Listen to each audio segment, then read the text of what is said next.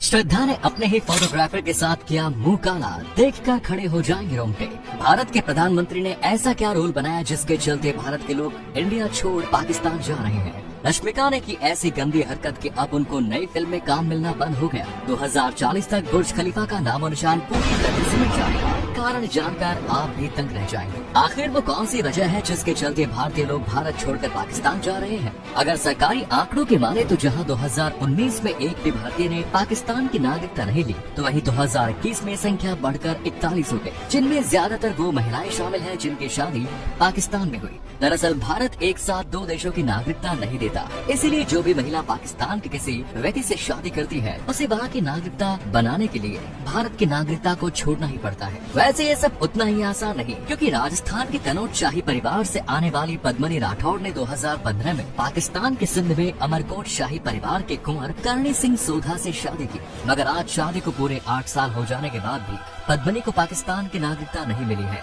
जो दिखाता है कि ये प्रक्रिया कितनी मुश्किल है। और उतना ही मुश्किल साउथ एक्ट्रेस रश्मिका के हर बर्ताव को समझना। दरअसल रश्मिका ने ऐसा क्या कर दिया कि लोगों का उनके ऊपर गुस्सा फूट पड़ा। दोस्तों, एक बार जब रश्मिका मुंबई के एक रेस्टोरेंट से बाहर निकल रही थी, तब उसी दौरान उनके सामने एक भूखा बच्चा आ गया और वो रश्मिका से खाना मांगने लगा। हालांकि रश्मिका को उस भूखे बच्चे पर जरा भी दया नहीं आई और उन्होंने उसके साथ वो किया जिसकी किसी ने कल्पना भी नहीं की। रश्मिका ने उस बच्चे को पूरी तरह से इग्नोर कर दिया और वो जल्दी से अपनी कार में बैठकर उस जगह से निकल गई, जिसके बाद फैंस रश्मिका से नाराज हो गए और उन्होंने गुस्से में रश्मिका को निर्दयी तक कह डाला। आखिर क्या फायदा उस पैसे का जो किसी गरीब और जरूरतमंद के काम न आए? इतना पैसा होने के बाद भी रश्मिका ने उस मासूम बच्चे को फूटी कौड़ी तक देने से इनकार कर दिया।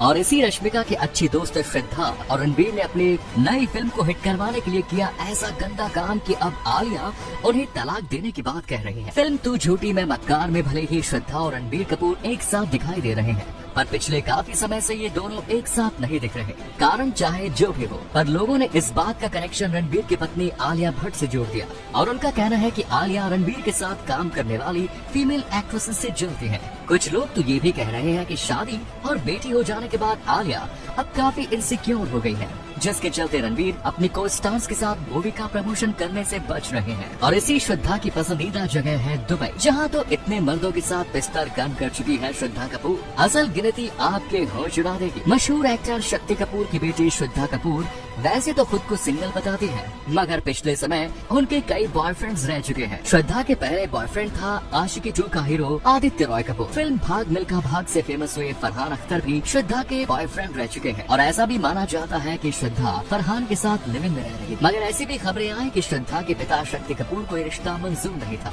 और उन्होंने श्रद्धा को घर से बाहर निकाल दिया, जिसके बाद फरहान और श्रद्धा का रिश्ता टूट गया और वो अपने फोटोग्राफर रोहन श्रेष्ठा के साथ रिलेशनशिप में आ गए, जिसने श्रद्धा के फोन से ऐसा क्या निकाला जिससे हर तरफ खलबली मच गई। दरअसल सीबीआई द्वारा जब सुशांत सिंह राजपूत मामले की जांच की जा रही थी, तब सीबीआई के हाथ एक ऐसी सुराग लगी जिसने बॉलीवुड के कई बड़े नामों की पोल खोल दी। दरअसल सुशांत सिंह राजपूत के बिजनेस मैनेजर जया साहा के फोन से पता चला कि वो बॉलीवुड में कई सेलिब्रिटीज को ड्रग्स की सप्लाई किया करती थी। पूछताछ में एक चैट का खुलासा हुआ है जिसमें श्रद्धा कपूर जया साहा से ड्रग्स मांग रही है। इसमें जया श्रद्धा से कहती है कि जब तुम नीचे आ जाओ तो कॉल करो, मैं नीचे आऊंगी और तुम्हें ड्रग्स दे दूंगी। सुनो, मैं एसएलबी से मिलना चाहती हूँ। इस चैट में जिस एसएलबी की बात की गई है उसके बारे में बताया जा रहा है कि वो मुंबई का बहुत बड़ा अंडरवर्ल्ड डॉन है और हर अंडरवर्ल्ड डॉन की सबसे पसंदीदा जगह होती है दुबई। क्यों 2040 तक बुर्ज खलीफा को तोड़ना पड़ेगा? मौजूदा समय में इसका मेंटेनेंस कॉस्ट साल दर साल बढ़ता ही चला जा रहा है। साथ ही अब लोगों में इसको लेकर ज्यादा इंटरेस्ट भी नहीं रहा, जिस वजह से इससे होने वाला प्रॉफिट लगातार गिरता चला जा रहा है। एक्सपर्ट्स की माने तो अगर इसका प्रॉफिट रेट ऐसे ही गिरता चला गया तब साल 2035 तक बुर्ज खलीफा दुबई गवर्नमेंट को कभी भी प्रॉफिट कमा कर नहीं देगी, बल्कि ये उनके ऊपर एक बोझ बन जाएगी, जिसके बाद ना चाहते हुए भी दुबई सरकार को इसे गिराना ही होगा।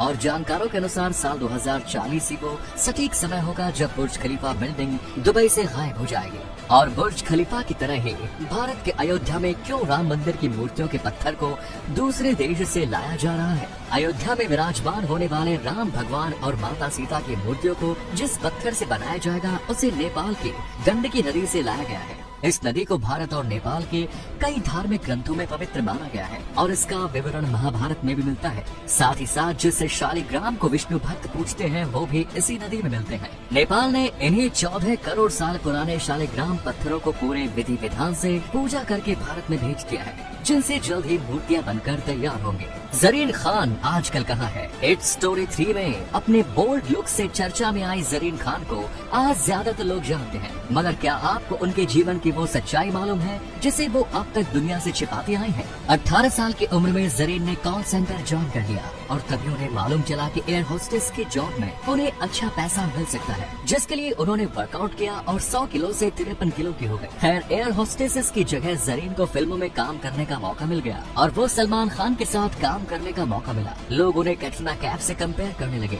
लेकिन उन्हें उतनी सक्सेस नहीं मिली और इसी वजह से मूवी पाने के लिए जरीन को कई डायरेक्टर्स की हवस का शिकार भी होना पड़ा और लोग अक्सर उनका नाम कई एक्ट्रेस के साथ भी जोड़ने लगे। और दुनिया के सबसे बड़े ब्रांड्स अपने लोगों को डिजाइन कराने के लिए कितना पैसा खर्चते हैं, कीमत जानकर आप दंग रह जाएंगे। सबसे पहले पेप्सी के लोगों की बात करते हैं, जो अब रीडिजाइन होकर कुछ ऐसा दिखने लगा है और आप यकीन नहीं करेंगे, इसको रीडिजाइन कराने में पेप्सी ने 8 करोड़ रुपए खर्च किए। इतना ही नहीं, 1971 में डिजाइन किए गए नाइकी के लोगों के लिए कंपनी ने करीब 1000 रुपए दिए थे और इस मामले में कोका कोला ने तो हद ही कर डाली, क्योंकि साल 1986 में डिजाइन हुए कोका कोला के लोगों को खुद इसके ओनर्स ने डिजाइन किया था, जिसमें 0 रुपए का खर्चा है, मतलब एकदम फ्री। वाह, ये हुई ना बात।